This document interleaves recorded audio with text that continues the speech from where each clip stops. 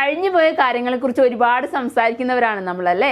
ഇതിൽ രണ്ട് കാര്യങ്ങളെക്കുറിച്ച് പറയുകയാണെങ്കിൽ ആദ്യത്തെ കാര്യം നമ്മൾ എങ്ങനെയാ പറയുക? ഒരു ഉദാഹരണം നോക്കാം.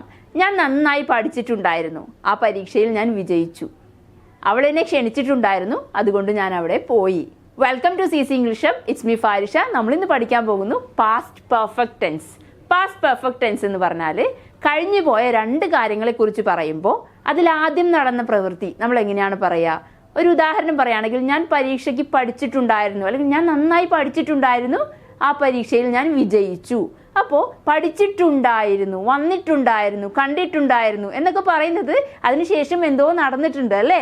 അതുകൊണ്ടാണ് നമ്മൾ പോയിട്ടുണ്ടായിരുന്നു, ട്ടുണ്ടായിരുന്നു എന്ന് പറയുന്നത്. ഓക്കെ, അവിടെയാണ് പാസ്റ്റ് പെർഫെക്റ്റ് ടെൻസ് പറയുക. നമ്മൾ അതിനെന്ത് ചെയ്യാം? ഒരു ഫോർമാറ്റിൽ പഠിക്കാം. സബ്ജക്റ്റിൻ്റെ കൂടെ ഹാഡ് പ്ലസ് വെർബിൻ്റെ തേർഡ് ഫോം. ഓക്കെ, അപ്പോൾ ഞാൻ പഠിച്ചിട്ടുണ്ടായിരുന്നു എന്നെങ്ങനെ പറയാ? നമുക്ക് നോക്കാം. ഞാൻ അല്ലേ, ഐ ഹാഡ്, പിന്നെ വെർബിൻ്റെ തേർഡ് ഫോം സ്റ്റഡി എടുക്കാം, പഠിക്കുക. സ്റ്റഡീഡ്, ഐ ഹാഡ് സ്റ്റഡീഡ്, ഞാൻ പഠിച്ചിട്ടുണ്ടായിരുന്നു. നമുക്ക് ആ ഒരു കോണ്ടെക്സ്റ്റ് ഫില്ല് ചെയ്യുകയാണെങ്കിൽ so I passed the exam, അതുകൊണ്ട് ഞാൻ എക്സാം പാസ്സായി. സിമ്പിൾ പാസ്റ്റിലാണ് പറയുന്നത് അല്ലേ. So I passed the exam എന്ന് പറയാം. So I passed the exam.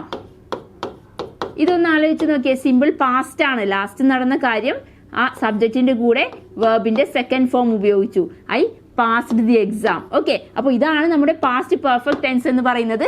I had studied, ഞാൻ പഠിച്ചിട്ടുണ്ടായിരുന്നു. ഓക്കെ, ഇനി വേറൊരു കോണ്ടെക്സ്റ്റ് എടുക്കുവാണെങ്കിൽ, അവൾ എന്നെ ക്ഷണിച്ചിട്ടുണ്ടായിരുന്നു, ഞാൻ ആ ഫംഗ്ഷൻ അറ്റൻഡ് ചെയ്തു എന്നെങ്ങനെ പറയാ? അവൾ എന്നെ ക്ഷണിച്ചിട്ടുണ്ടായിരുന്നു. അപ്പോൾ സബ്ജക്റ്റ് എന്താണ്? ഷീ ആണ്. She had invited. ഇൻവൈറ്റഡ് അതാണ് വെർബിന്റെ തേർഡ് ഫോം.